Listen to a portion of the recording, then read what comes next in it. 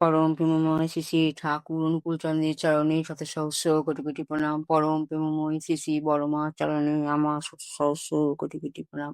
পরম প্রেমময় শ্রী শ্রী বরদা চরণে আমার শত সহস্র কোটি কোটি প্রণাম। পরম প্রেমময় শ্রী শ্রী পূজ্যপাদ দাদার চরণে আমার শত সহস্র কোটি কোটি প্রণাম। বর্তমান আচার্য দেবের চরণে আমার শত সহস্র কোটি কোটি প্রণাম।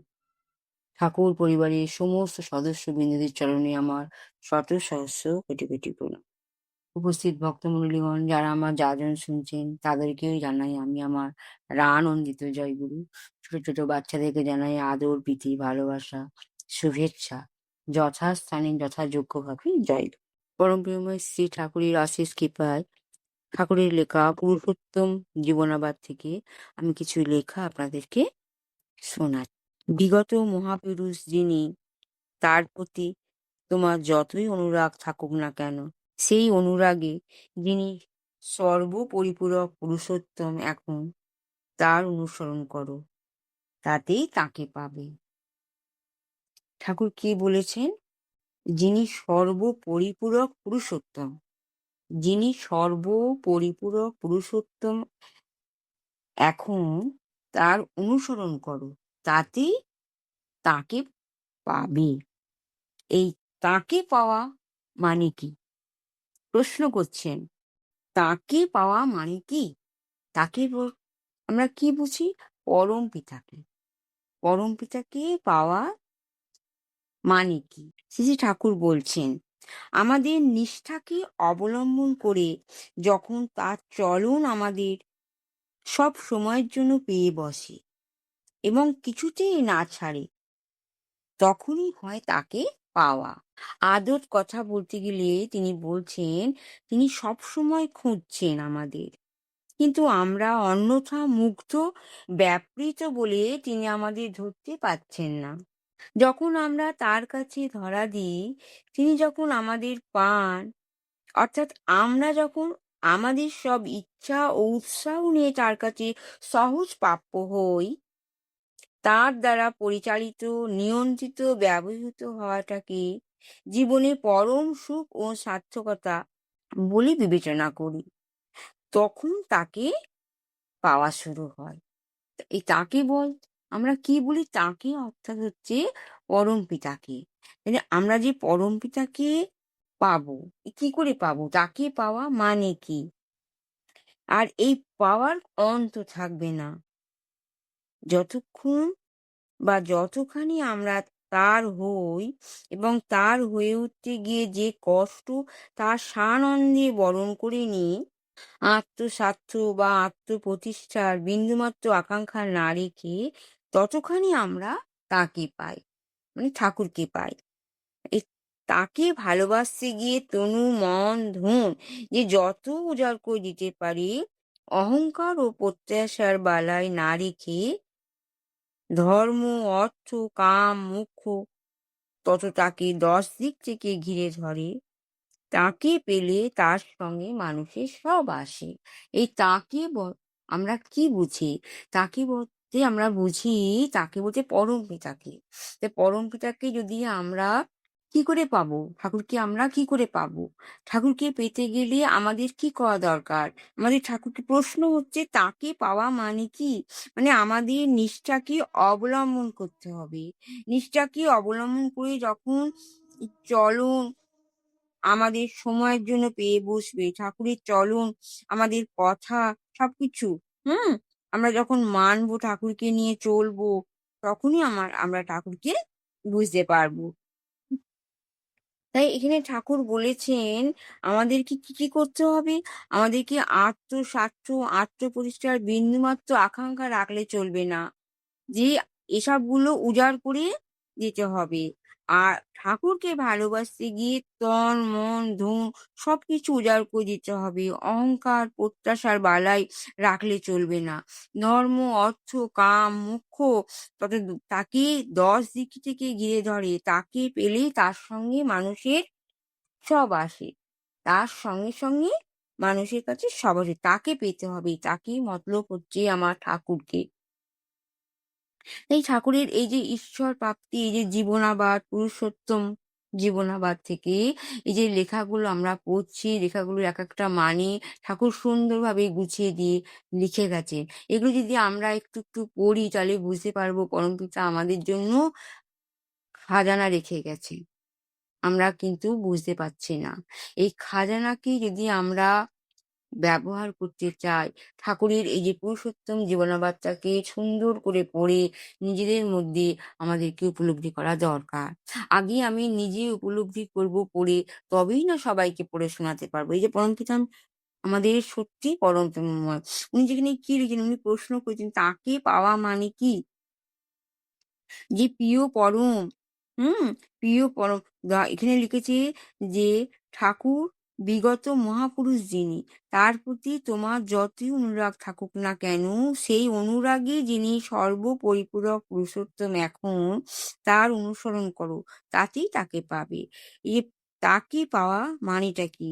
নিষ্ঠা ভাবে যদি আমরা ঠাকুরকে ডাকতে পারি, এই নিষ্ঠা করে যদি নিষ্ঠাকে অবলম্বন করে যখন আমাদের চলন হবে, আমাদের সব সময়ের জন্য আমরা ঠাকুরকেই ডাকবো।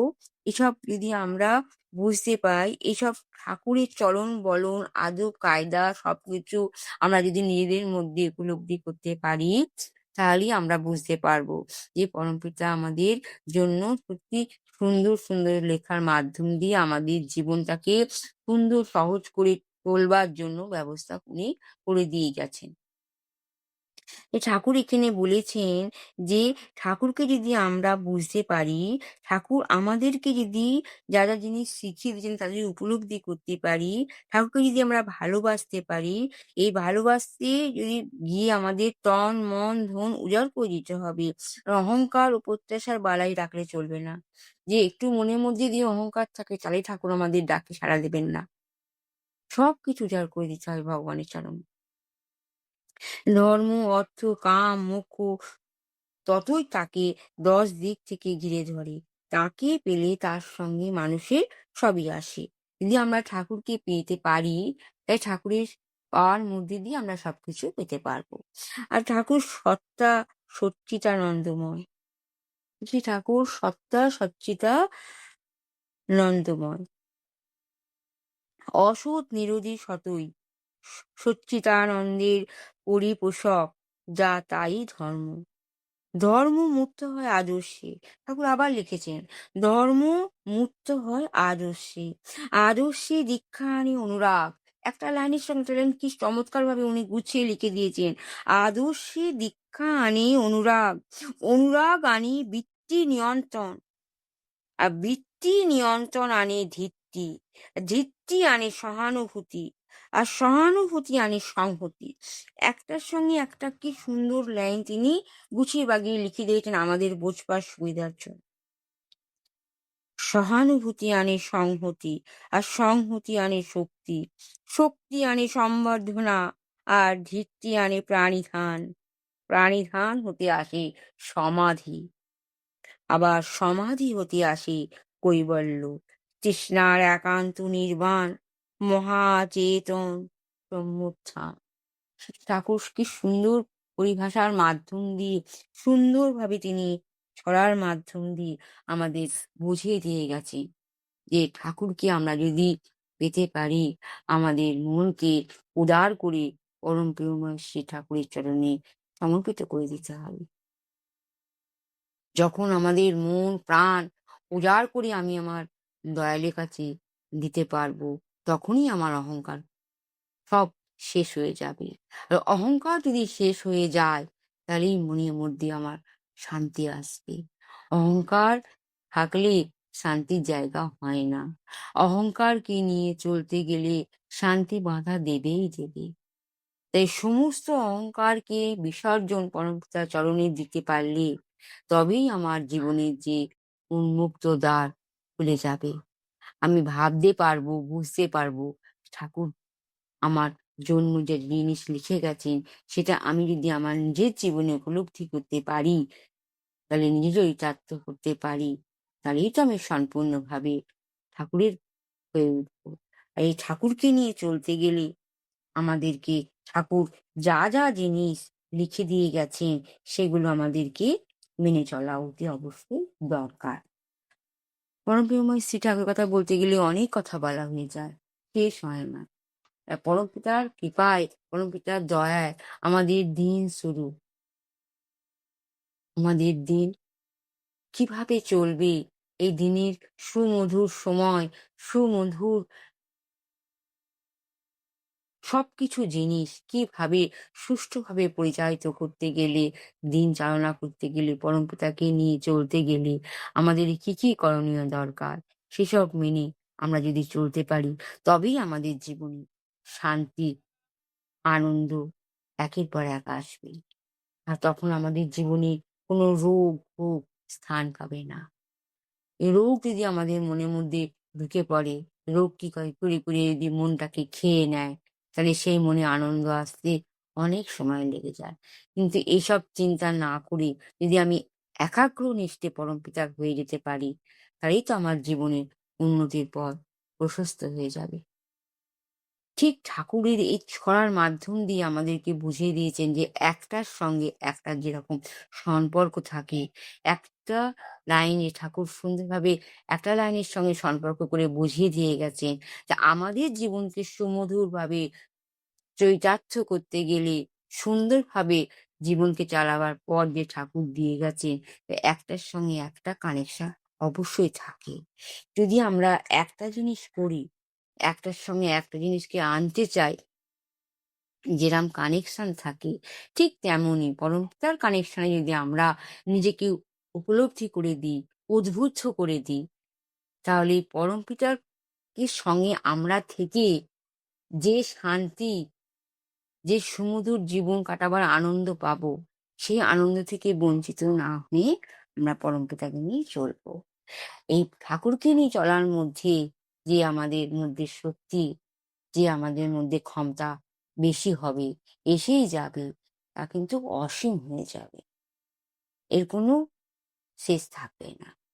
আমি বলি আপনারাও ঠাকুরকে নিয়ে চলুন, ঠাকুরের লেখা পড়ুন, ঠাকুরের বাণী পড়ুন। ছোট্ট, ছোট্ট লেখার মাধ্যম দিয়ে পরমপিতা আমাদের জীবনে যে সুন্দর জিনিস শিখিয়ে দিয়ে গেছেন, তা উপভোগ করার ক্ষমতা আপনারাও পান। ঠাকুরের কথা বলতে গেলে অনেক কথা বলা হয়ে যায়। পরমপিতা রাখুন চরণে আপনাদের মঙ্গল কামনা প্রার্থনা করছি। আপনারা যে যেখানে আসেন, ভালো সুস্থ থাকুন, ঠাকুরকে নিয়ে চলুন। এই বলে আমি আমার বাণী বিরাম দিচ্ছি। জয় গুরু, বন্দে পুরুষোত্তম।